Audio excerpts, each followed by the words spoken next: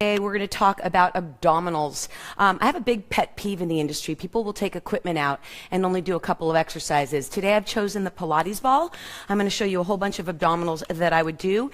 And I'm not going to go through all the repetitions. I'm just going to show you the positions to make sure you understand that you need to attack every muscle group from a lot of different ways. So let's start off with rectus.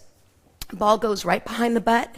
Tilt the butt under. You want that posterior tilt so that you can engage the abdominals right away. If you're arching, you're going to be relaxing the muscles of the abdominals, so it's all about that pelvic tilt. So any form of contraction here, you don't want to lay too far back because that's going to stress the lumbar. So it's all about closing the intercostals, closing the rib cage, dropping the shoulders, and creating pressure. And you could do any form of position.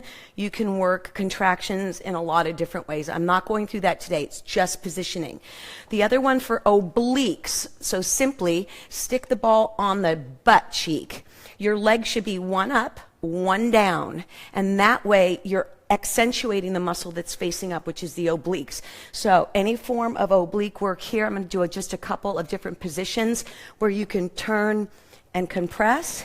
You can do any amount of a repetition. Again, this is all about positioning today and showing you that there's so many options when you use equipment. And even if you don't use equipment, you want to approach that muscle group, again, from every which way. So right there. Between the knees, these are called 90-90s. This is incredible for back strength. You can do it with a 90-degree angle on the hip. You go over, you compress the top leg.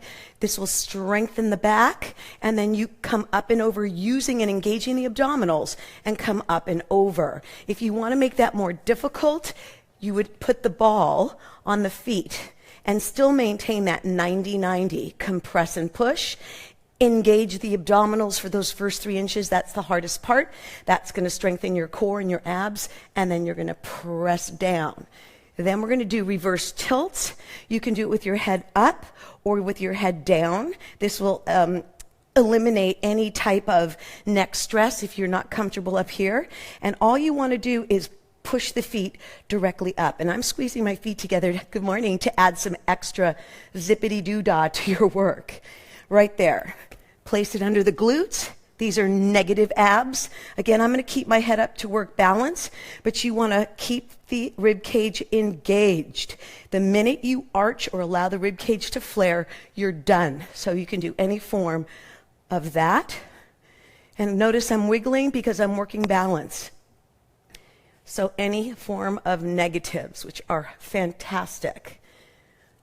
I'm just going to do a couple more. And a held isometric is another great way to work those abdominals really differently instead of just doing contractions all the time. These are reverse crunches. I'm going to place the ball between my knees and squeeze and use those adductors. My hands are up against my legs so that it creates more roundness in the back. And all I'm doing is compressing my ribs to the ceiling. I have no weight in my feet.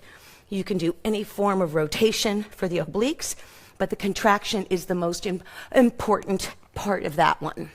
And then I'm going to do a plank. I know we do planks on the elbows and hands, they're very common, but shoelace planks don't allow you to use your feet, so you have to engage the core. You can do one leg lifts, you can do compressions, lifting the hips, and really focusing on closing that rib cage.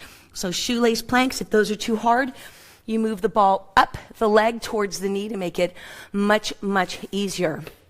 These are reverse crunches again, but in a completely prone position. My arms are out. I'm not using my arms. Definitely don't arch the back. All I'm doing is lifting the belly button and tightening the glutes. This is going to create a strong back, very, very long spine. And you're not focusing on the arms at all. You're really trying to lift the belly button off the floor. And you can do those sideways for obliques. Just a couple positions, because I don't want you to think that one position covers it all, because it doesn't. And let's move on to side planks. People do side planks for core. Awesome. Here's how you can engage the little ball, the Pilates ball, on the down compress, on the up contract. So compress, opposition side, and up, and you could do that both from high and low. So all the way up, compress all the way down, squeeze, squeeze, squeeze. And for the last one, I'm going to do over the rainbows, just because this is such an attractive position. You can hold and do work, continuously squeezing the ball anywhere on the leg to facilitate those abs, work those hips, and challenge your core. Have a great day. I hope you enjoyed this. Please share it with your friends if you did.